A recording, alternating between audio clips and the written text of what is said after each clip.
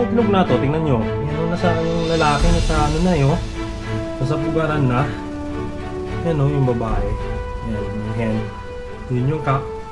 Tingnan nyo yung ilong nila. Mga itsura na pulang-pula. Sa ano yan, sa bituan na ginagamit natin dito. Maganda yung bituan dito ng New Zealand. Sa kutuka. Kutuka yun. Pulang-pula siya. Ganda, diba? Yun yung cock. Ayun siya. Paitlog na yun siya. Susunod na natin. Ano ba dito? Wala. Wala siya pare.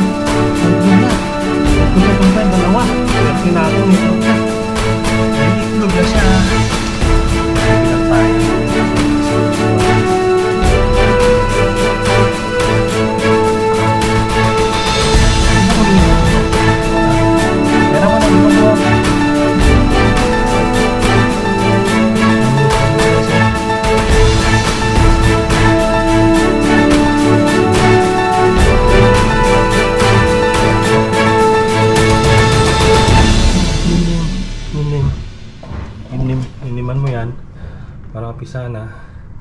Yan. Yan yung dalawang pair natin, may itlog na rin. Swerte natin ito.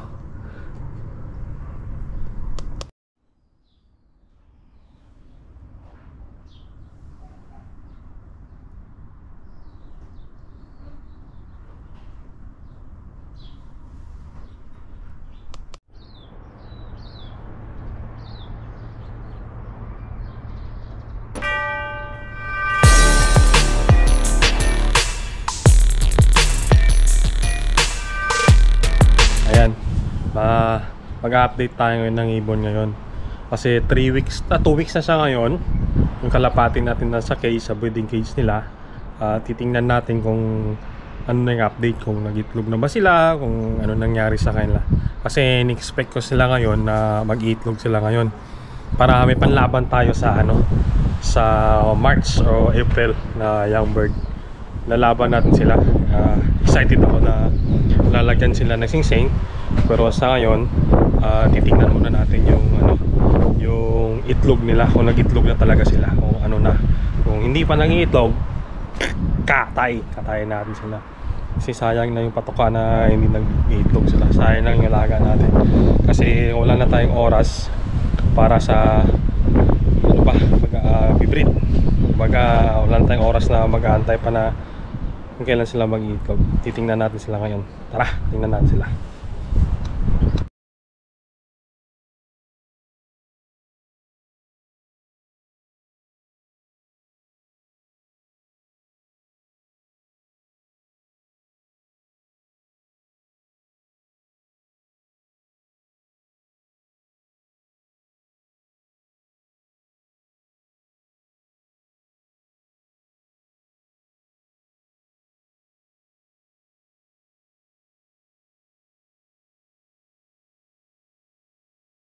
Ayan, dito tayo sa breeding cage natin, dito sa laundry namin.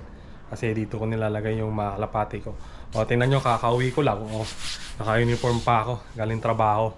Kasi dito, half day lang kami pag Sabado. Half day lang trabaho namin. Kagaling lang natin trabaho. Ano oras na ba? 1:41 na. Kaya late na nga tayo ng isang oras. Kasi half day lang dapat tayo. Yun. Hindi maganda yung panahon. Titingnan natin ngayon yung ibon natin dito. Yung mga binibreed natin kung ano nangyari. Ito sila, tingnan natin kung may itlog na ba sila o wala pa. Ito. Yung Paris na yan, brother, di ba yan yung brother sister mating? Yun yung Paris na wala pa siyang itlog. Medyo madumi lang yung breeding cage natin kasi busy tayo ngayon. Pagaling trabaho, pagod na. Napatukan lang sila nililinis. Once a week lang tayo nililinis ng kalapati natin, yung cage na kalapati. Tapos ito, ayan siya. Yan yung paso niya, yung bugaran niya, wala pang itlog. Pero malapit na siya mangingitlog eh. Nasisense ko na siya eh. Wala pa siyang itlog yan. Maganda din to eh. Ito yung tsura ng kalapate, ang ganda oh. Nagbo-blooming na siya. Ang itlog na siguro yan. Ayan mo, yan oh. Yun yung pugaran nila, lilinisin natin mamaya yan. Kasi Sabado ngayon, wala na tayong pasok. Ayun. Ano naman? Pulang-pula yung mukha, di ba? Pulang-pula yung mukha. Gandang kalapate to. Magpe-perform to. Ano yung Paris mo? Ito tawag dyan. Checkered, red checkered po tawag dyan. Ayun.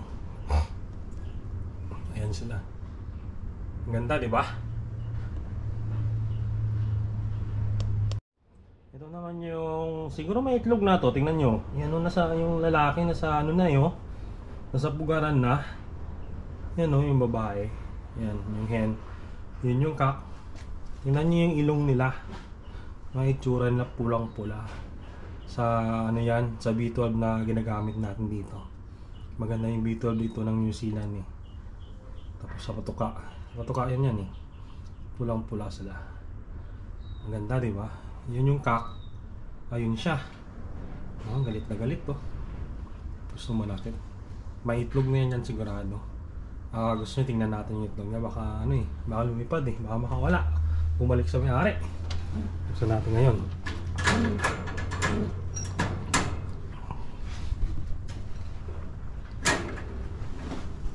Yan na siya.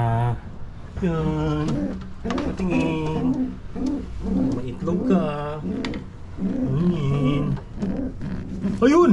Tangin na, may itlog na. Ay puta, may itlog na siya. Yan. May itlog na. May itlog na tong pair. Dalawa. Swerte natin, may itlog siya. May itlog na siya. Magbibilang tayo ngayon ng 18 days o 21 days. Ang ganda nito. Magbibilang tayo. Pwede ba kuning itlog nito? Tingnan natin. Pera mo na itlog mo. Yan yung itlog nila guys oh. Kinis ng itlog. Kinis. Ang ganda. Parang manok. Yan. Limlim. Limlim. Liniman mo yan. Para mapisa na. Yan. Yan yung dalawang pair natin. May itlog na rin. Swerte. Swerte natin ito. Ito yung kasunod na pair natin. Ito yung sinasabi kong yung babae, yung hen, nanalo na to yung hen eh. Nanalo na to ng 600 km yata. Nag-second siya dito sa New Zealand. Tapos sa Waikato yan nanalo. Ito naman, nanalo din to dito. May second din ito. Yan, ganda ng cock, diba? Kaya ito, i-breed natin. Ang gagawin natin dito, magla-line breed tayo dun sa may cock hanggang kaya natin magbalik ng line breed na 5 beses, magbabalik tayo dun.